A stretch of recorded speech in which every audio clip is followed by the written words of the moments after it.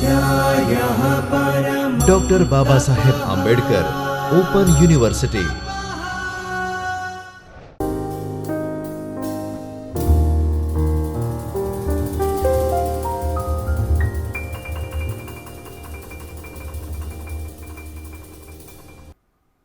નમસ્કાર મિત્રો, doctor Baba Saheb Ambedkar open યુનિવર્સિટીના department of library and information સાયન્સમાંથી હું નિશા, આસિસ્ટન્ટ પ્રોફેસર, આપ સૌનું હાર્દિક સ્વાગત કરું છું.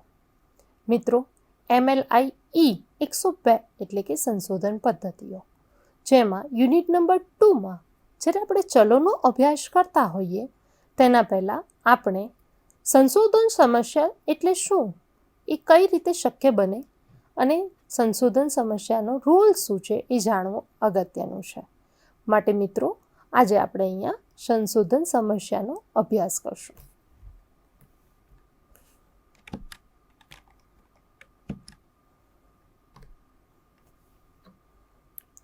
પસંદગીની અગત્યતા. સંશોધન માટે સમસ્યા પસંદગી કરવી એટલે યોગ્ય સંશોધન ક્ષેત્ર પસંદ કરવું.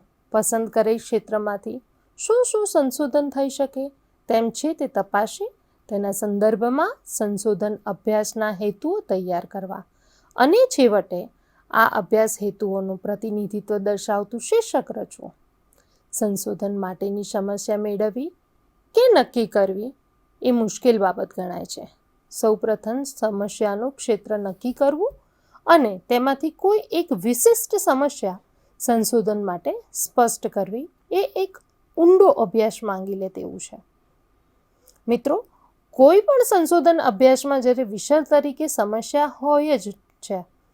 શોધ નિબંધ કે મહાનિબંધ એ માત્ર પ્રશ્નાવલી દ્વારા મેળવાયેલ જવાબોની સારણી જ નથી કે કોઈ મુલાકાત દ્વારા પ્રાપ્ત કરાયેલ સમાન પ્રશ્નોના જવાબનો સરવાળો પણ નથી, પરંતુ સંશોધન અહેવાલ એ એકત્રિત કરેલા વાસ્તવિક બાબતોનું પૃથ્થકરણ અને તેના આધારે મેળવેલા તારણોનું એક નક્કર તેમજ તાર્કિક રજૂઆત કહી શકાય. સંશોધકે પોતાના રસ અને વ્યાવસાયિક ધ્યેયને નજર સમક્ષ રાખી અને સંશોધન માટેનું ક્ષેત્ર પસંદ કરવું જોઈએ. સાથે સાથે પોતાના સંશોધન જ્ઞાનમાં શું વધારો થઈ શકે એ પણ વિચારવું જોઈએ. તદ્દન સામાન્ય કે સહેલાઈથી થઈ શકે તેવું સંશોધન પસંદ કરવાની લાલચ વિદ્યાર્થીએ ન રાખવી જોઈએ. સામાન્ય રીતે વિચારીએ તો એકવાર અર્થપૂર્ણ અને ઉપયોગી સમસ્યા ઓળખાઈ ગયા પછી સામાન્ય સમસ્યા પર કામ કરવાની તુલનામાં વધારે સમય કે વધુ મહેનતની જરૂર પડતી નથી. સામાન્ય પ્રોજેક્ટ કે અર્થપૂર્વકના પ્રોજેક્ટ વચ્ચે મહેનતના પ્રમાણ કે કામ કરવામાં લાગતા સમયની બાબતમાં બહુ મોટો તફાવત નથી, પરંતુ વિદ્યાર્થી સમસ્યા પસંદ કરવામાં આવેલી કેટલી મહેનત કરે છે, તે માટે માનસિક શક્તિનો કેટલો ઉપયોગ કરે છે, કેટલી ઊંચી અને ઊંડી વિચારણા કરે છે, તેમાં જ તફાવત રહેલો છે. સંશોધન માટે પસંદ કરાયેલા ક્ષેત્રમાં વિદ્યાર્થી માત્ર જ્ઞાન જ મેળવતો નથી, પરંતુ તે અર્થપૂર્ણ સંશોધન હાથ ધરે તો તેના પરિણામો સંશોધન સામયિકમાં કે પછી પેપર સ્વરૂપે પ્રસિદ્ધ કરી અને પોતાની વ્યવસાયિક લાયકાતમાં પણ તે વધારો કરી શકે છે. ઉપરાંત ભાવિ સંશોધન માટે પથદર્શક પણ બની શકે છે. સંશોધન સમસ્યા મેળવવી એ ઘણીવાર વિદ્યાર્થી માટે નિરાશાનો અનુભવ બને છે. પ્રતિવર્ષે જો બહાર આવતા સંશોધન અભ્યાસના સંપર્કમાં જ્યારે વિદ્યાર્થી આવે છે ત્યારે તેને આશ્ચર્ય થાય છે કે હવે એવું શું કરવું અથવા તો શું બાકી રહી ગયું છે કે જેના પર સંશોધન કરવાની જરૂર છે. પરંતુ જ્ઞાનની ક્ષિતિજો જેમ જેમ વિસ્તરતી જાય તેમ તેમ વણખેડાયેલા સંશોધન ક્ષેત્રો ઉઘડતા જાય છે. આથી સંશોધન કરી શકાય તેવી સમસ્યાઓ કદી ખોટી પડતી નથી, પરંતુ વિદ્યાર્થી તરીકે સંશોધન આમ વિચારે કારણ કે તેની પાસે યોગ્ય સમસ્યાને ઓળખવાની આવડત હોતી નથી. સમસ્યા પસંદગીના નિગમનના તર્ક જે આપણો બીજો મુદ્દો છે. તો સંખ્યાત્મક સંશોધનની સમસ્યાનું નિર્ધારણ કરવા માટે એક નિગમનાત્મક તર્ક અનુસાર સંશોધક આ પ્રમાણે 3 પ્રક્રિયાઓ કરે છે. સંશોધક સૌ પ્રથમ કોઈ એક ઘટક એટલે કે એલિમેન્ટ્સની પસંદગી કરે. એલિમેન્ટ્સને ઉચ્ચ સ્તરીય સંકલ્પનાઓ કહી શકાય. ઘટક જટિલ અને અમૂર્ત હોય છે, જેને નિરીક્ષણ થઈ શકતું નથી. આ એલિમેન્ટ્સમાંથી માપનના સંદર્ભમાં ઘટકને દર્શાવતા ઇન્ડિકેટર્સનું નિગમનની તારવણી કરવામાં આવે છે. આ સૂચકોને ચલો કહેવામાં આવે છે. મિત્રો, ચલો એટલે અહીંયા આગળ વેરિયેબલ્સ. આ ચલના સંદર્ભમાં અવલોકનોના અંગે એટલે કે માહિતી એકત્રીકરણની રીત અંગે વિચારવામાં આવે છે. આ માટે ચલોને વ્યવહારિક વ્યાખ્યાઓ તારવીને ઉપકરણો સ્પષ્ટ કરવામાં આવે છે. આ સમગ્ર નિગમનાત્મક પ્રક્રિયાની રજૂઆત કરવી હોય તો આપણે એ રીતે કરી શકીએ કે ઘટક એટલે કે એલિમેન્ટ્સ, વેરિયેબલ્સ અને અવલોકનોનો વ્યવહારિક વ્યાખ્યાઓ અને ઉપકરણો. મિત્રો, સંદર્ભ સાહિત્યના સ્વરૂપો જેમાં આપણે હવે અભ્યાસ કરવા જઈ રહ્યા છે. ઉચિત સંશોધન સમસ્યાની પસંદગી કરવા માટે આપણે ગ્રંથાલયમાં જઈ, કોઈ પણ સંશોધક હોય એને પહેલાં ગ્રંથાલયમાં જવું જોઈએ ને પ્રાપ્ય સંદર્ભ સાહિત્યની સમીક્ષા કરવી જોઈએ કે જે ગ્રંથાલયમાં જે જ્ઞાન પડેલું છે, જે પુસ્તકો પડેલા છે અથવા તો કોઈ પ્રાઇમરી રિસોર્સિસ છે એમાં જે જ્ઞાન પડેલું છે તેને એ સંદર્ભ સ્ત્રોતોની એને સમીક્ષા કરવી જોઈએ અને વાંચન કરી અને ત્યારબાદ તારવવું જોઈએ. સંશોધનની અતિ આવશ્યક જવાબદારી આ ગણવામાં આવે છે. સૈદ્ધાંતિક તેમજ સંશોધન સાહિત્યનો ઊંડો અને કાળજીપૂર્વકનો અભ્યાસ કરી અને સંશોધક સાહિત્ય સમીક્ષાની નોંધ તૈયાર કરવી જોઈએ. આ માટે ગ્રંથાલયમાં કયા પ્રકારનો સંદર્ભ સાહિત્ય પ્રાપ્ત હોય છે તે જાણવું જોઈએ.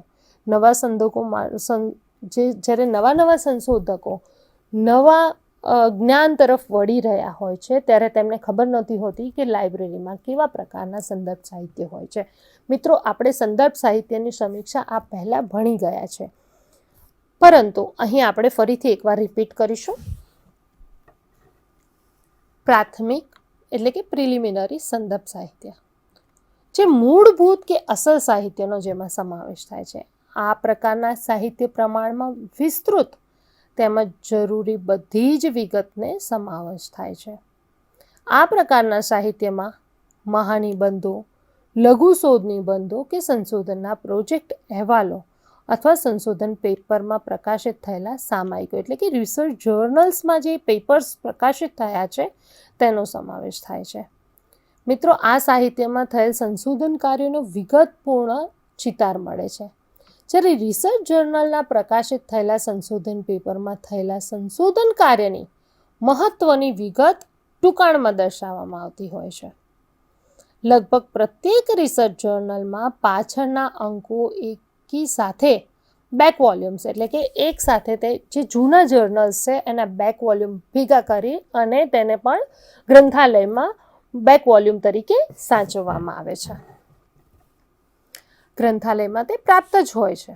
બીજું છે સેકન્ડરી રિસોર્સિસ એટલે કે ગૌણ સંદર્ભ સાહિત્ય સ્ત્રોતો. પ્રાથમિક સંદર્ભ સાહિત્યનો વિકલ્પ કે જે ઉપરાંત ગૌણ સંદર્ભ સાહિત્ય પણ સંશોધકે અભ્યાસ કરવો જોઈએ. સૈદ્ધાંતિક સાહિત્ય તેમજ પૂર્વ થયેલા સંશોધન પરથી રચાયેલા સમીક્ષાત્મક, સંયોજનાત્મક કે પછી સારાંશાત્મક સાહિત્યને ગૌણ સંદર્ભ સાહિત્ય તરીકે ઓળખી શકાય. એટલે કે કોઈ સબ્જેક્ટને આપણે જે સંશોધન કરી રહ્યા છે એના ઇન્ડેક્સિંગ હોઈ શકે, એનું એબ્સ્ટ્રેક્ટિંગ હોઈ શકે, એને આપણે ગૌણ સાહિત્ય સ્ત્રોત પણ કહી શકાય છે.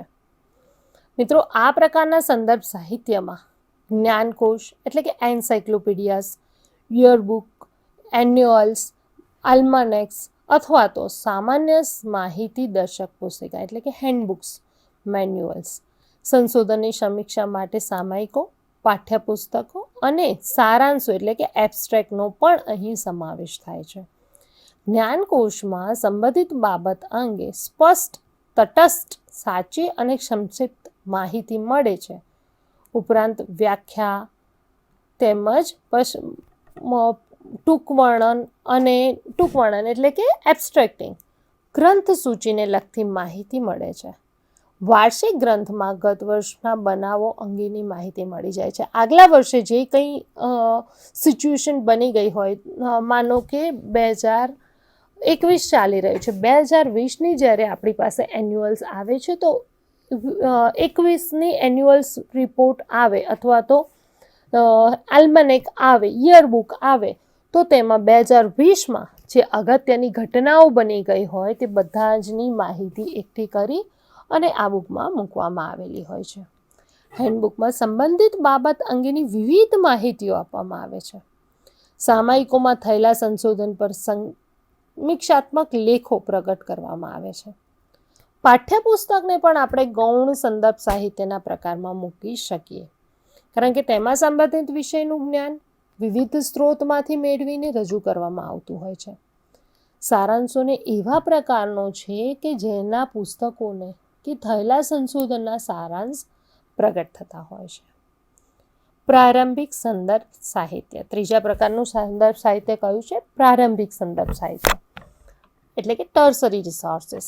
આ પ્રકારના સંદર્ભ સાહિત્ય પૂર્વનું કે પૂર્વ તૈયારી માટેનું પ્રાથમિક સાહિત્ય કહી શકાય.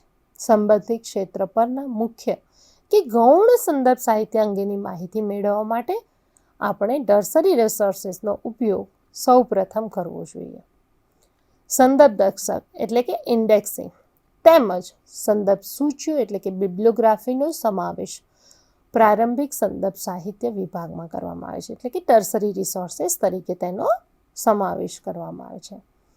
સંદર્ભ દર્શક પુસ્તકમાંથી આવશ્યક ચોક્કસ માહિતી ક્યાંથી મળી શકશે તેનું માર્ગદર્શન આપણને મળી જાય છે.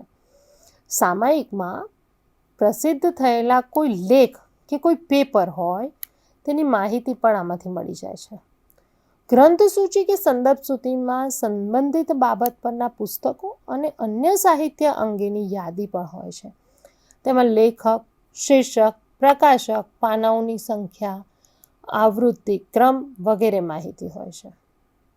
હવે છે સપ્લિમેન્ટરી એટલે કે પૂરક સંદર્ભ સાહિત્ય. ઘણીવાર સંશોધકને પોતાના વિષયને અનુરૂપ પૂરક કે વધારાની માહિતી મેળવવી પડે છે. આ માટેની તેની પૂરક સંદર્ભ સાહિત્યનો અભ્યાસ કરવો જોઈએ.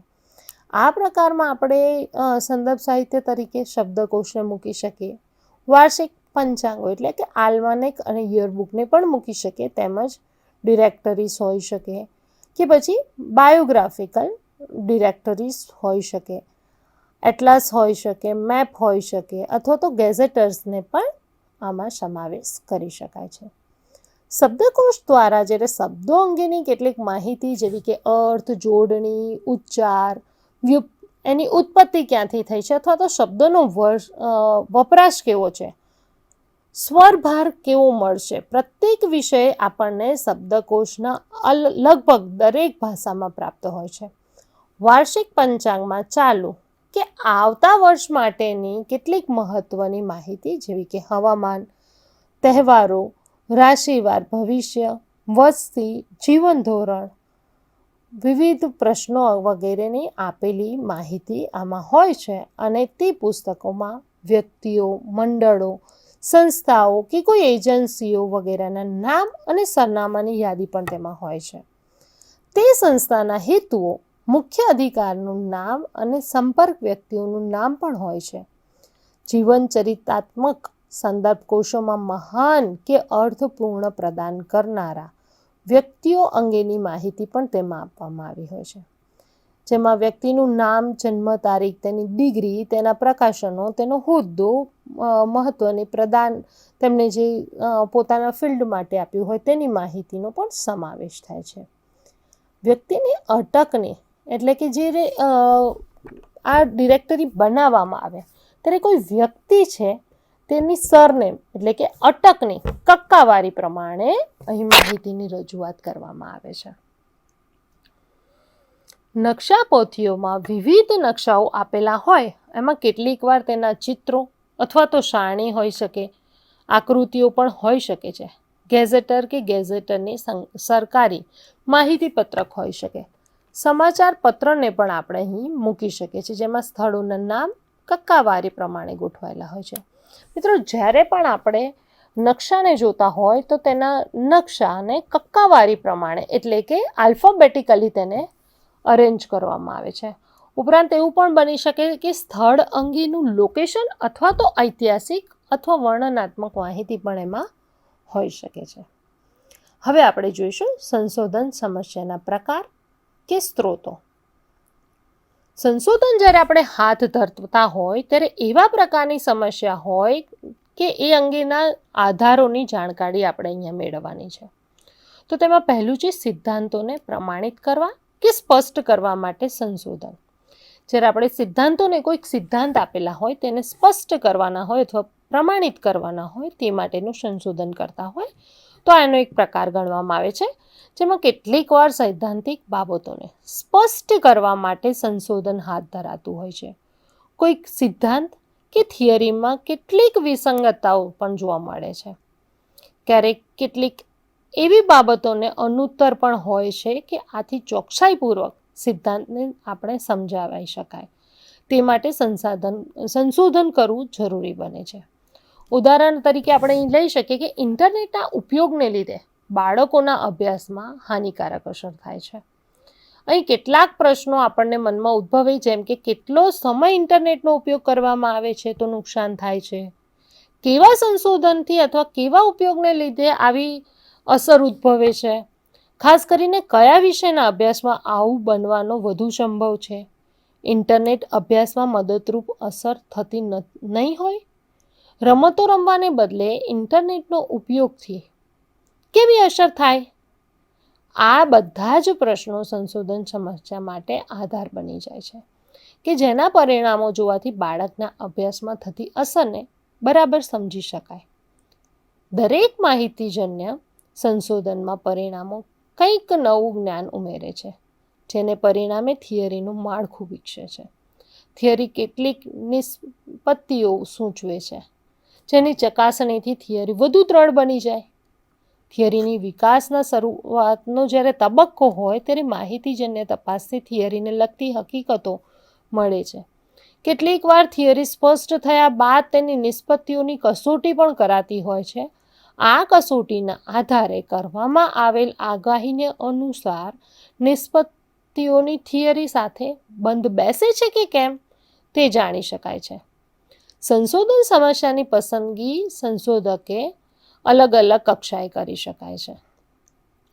વિરોધી પરિણામને ચકાસવા માટેનું સંશોધન. મિત્રો, આ બીજા પ્રકારની સમસ્યાનો પ્રકાર છે કે જેમાં કહી શકાય કે વિરોધી પરિણામોને ચકાસવા માટેનું સંશોધન. જ્યારે વિવિધ સંશોધનોના પરિણામોમાં વિરોધ જોવા મળે ત્યારે કયા અસંગતતા રહેલી છે, ખરેખર સાચું પરિણામ કયું છે, તેની તપાસ કરવા માટે સંશોધક હાથ ધરવામાં આવે છે. ઉદાહરણ તરીકે એમ કહી શકાય કે વિદ્યાર્થી શૈક્ષણિક સિદ્ધિ સાથે તેના માતા પિતાના અભ્યાસ અને વ્યવસાયની કક્ષાના સંબંધો અંગેના પરિણામોમાં વિરોધ જોવા મળે છે.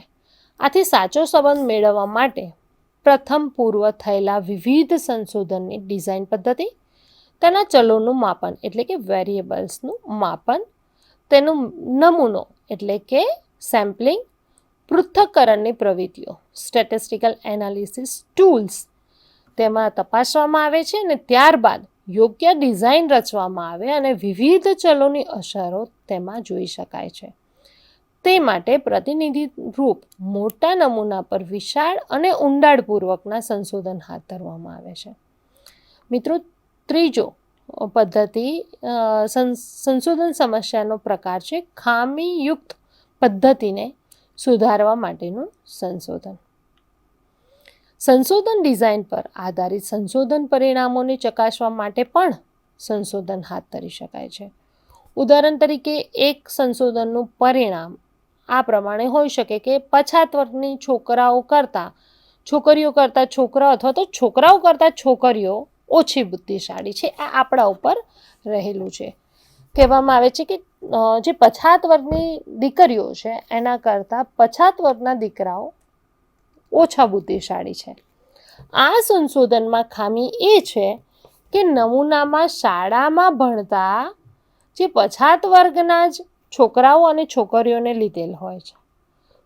સામાન્યતઃ પછાત વર્ગની હોશિયાર છોકરીઓ શાળામાં ભણવા માટે આવતી હોય છે, જ્યારે નબળી છોકરીઓનું શાળાનું ભણવામાં આવવાનું પરિણામ ઓછું હોય છે.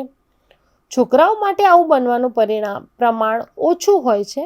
આ નમૂનાની ખામીને કારણે એમ ન કહી શકીએ કે પછાત વર્ગની છોકરીઓ એટલે કે ભણતી અને ન ભણતી પછાત વર્ગના છોકરાઓ એટલે કે ભણતા પણ હોય અને ન પણ ભણતા હોય ત્યારે તે બુદ્ધિશાળી છે કે નહીં કઈ રીતે નક્કી કરી શકાય?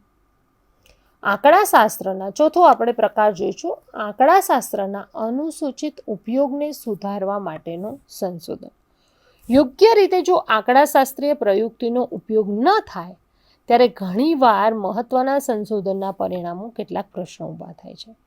મિત્રો, આવા સંશોધનને વધુ યોગ્ય આંકડાશાસ્ત્રીય પદ્ધતિનો ઉપયોગ કરીને આપણે ફરીવાર થવો જોઈએ.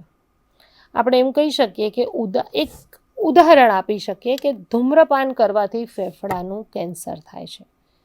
તો આ કેન્સર થાય છે કે કેમ તે તપાસવા માટે પીવાતી સિગરેટને રોજની સંખ્યા અને ફેફસાના કેન્સરનો ફેલાવો એ બંને વચ્ચે સંબંધાત્મક કોઈ ઉપરથી ચોક્કસપણે આપણે કહી શકીએ કે નહીં તે સિગરેટ પીવાનો કેન્સર થાય છે, કારણ કે સહસંબંધાત્મક કાર્યકારણ સૂચવતું નથી. જો સંશોધન અગત્યનું હોય તો વધુ યોગ્ય આંકડાશાસ્ત્રીય પ્રયુક્તિનો ઉપયોગ કરીને ફરી એકવાર સંશોધન હાથ ધરી શકાય. પાંચમો પ્રકાર છે પરસ્પર વિરોધી મંતવ્યોના નિવારણ અર્થે સંશોધન. મિત્રો, પાઠ્યપુસ્તક, સામયિકો કે સંશોધન અહેવાલો અને અન્ય સાહિત્યના વિવિધ વિભાગોને રજૂ થયેલા વિરોધી મંતવ્યો જે હોય તેનું નિવારણ અર્થે પણ સંશોધન આપણે હાથ ધરી શકીએ. કોઈક વાર બાબત કે સિદ્ધાંત અંગે ઘણીવાર વિવિધ જાતના અભિપ્રાયો પ્રવર્તતા હોય છે. આમાં ખરેખર સાચા અભિપ્રાયો શું હોઈ શકે તે જાણવા માટે જ્યારે સંશોધન હાથ ધરવામાં આવે ત્યારે તેને આપણે આવા પ્રકારનું સંશોધન કહી શકીએ છીએ. આપણે એક ઉદાહરણ લઈ લઈએ કે સિદ્ધિ ધરાવતા એટલે કે અંડર એચીવર્સ બાળકોની આ ખામી અંગેના કારણો મનોવૈજ્ઞાનિકોના ભિન્નતા જણાય છે. એ સાચા કારણો જાણવા માટે સંશોધન આપણને અનિવાર્ય બની શકે.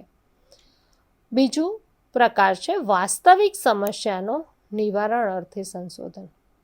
જ્યારે કોઈ વર્ગખંડમાં શિક્ષકોને કોઈ પ્રશ્ન નડતા હોય કે વહીવટકર્તાઓને નડતી સમસ્યાનો ઉકેલ માટે પણ ઘણીવાર આવા સંશોધનો હાથ ધરાતા હોય છે.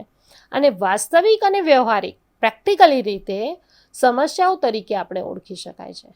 જેમ કે શિક્ષક એ જાણવામાં રસ હોય કે 1 કલાક દરમિયાન સારી રીતે અંગ્રેજીના કેટલા સ્પેલિંગ શીખવી શકાય છે.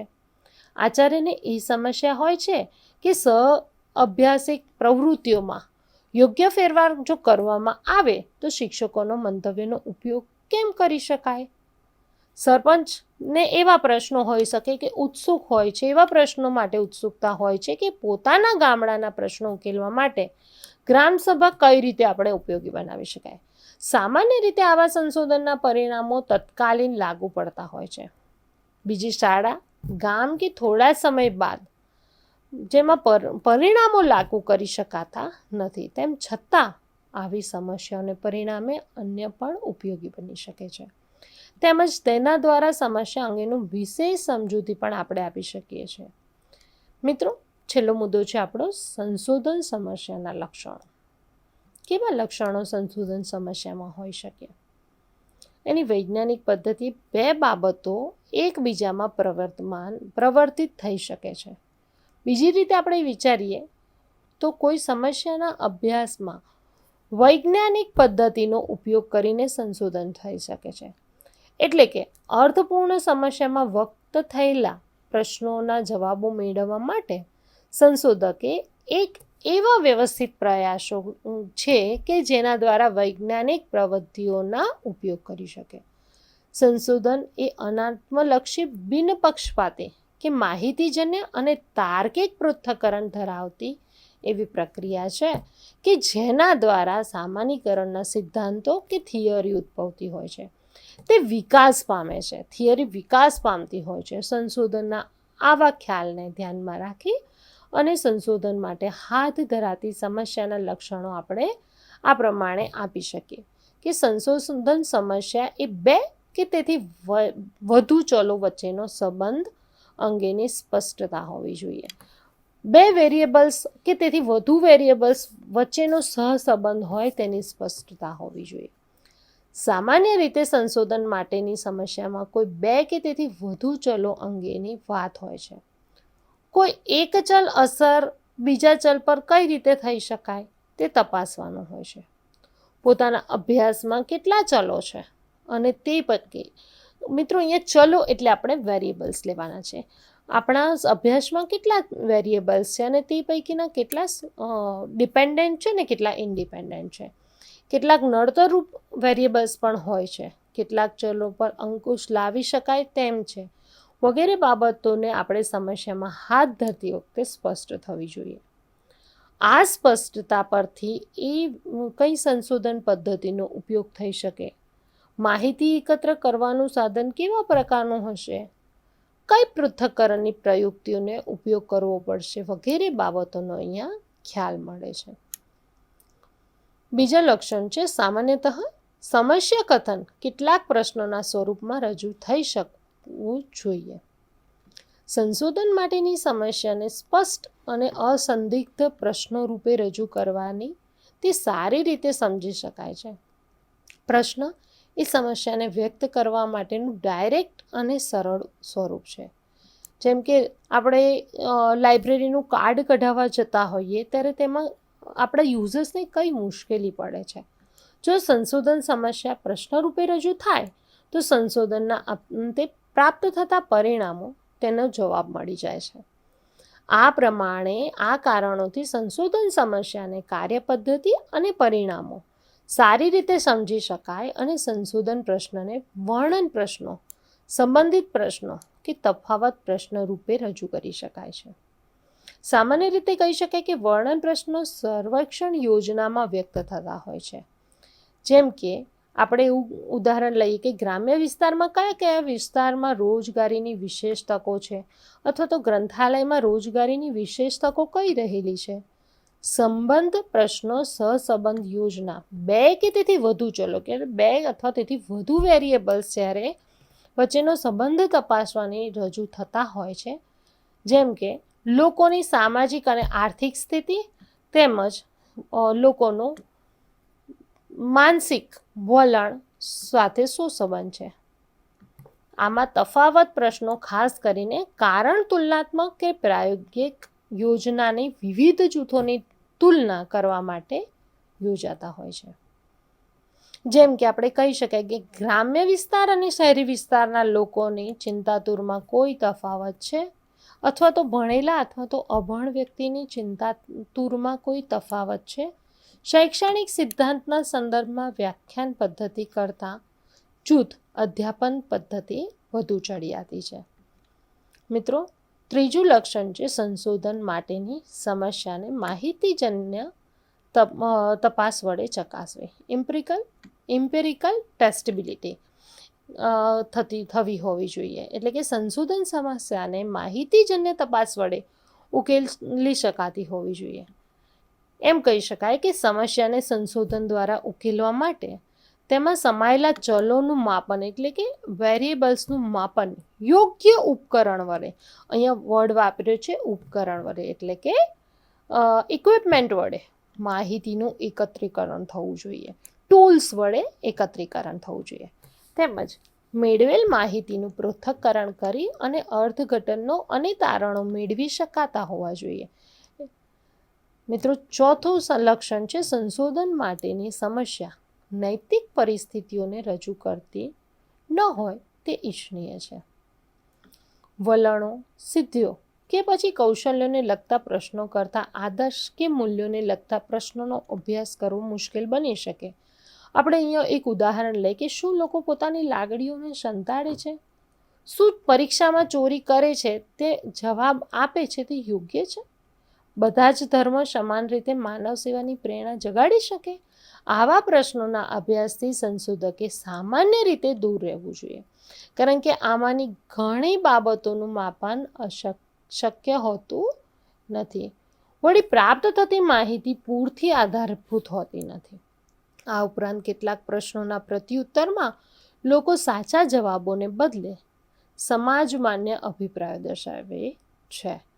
મિત્રો, આજે આપણે અહીંયા સંશોધન સમસ્યાની પસંદગી શું છે, પસંદગીની અગત્યતા શું છે, તેના લક્ષણો કયા કયા છે, તેના પ્રકારો કયા કયા છે, એ બધા જ વિશે આજે આપણે ચર્ચા કરી.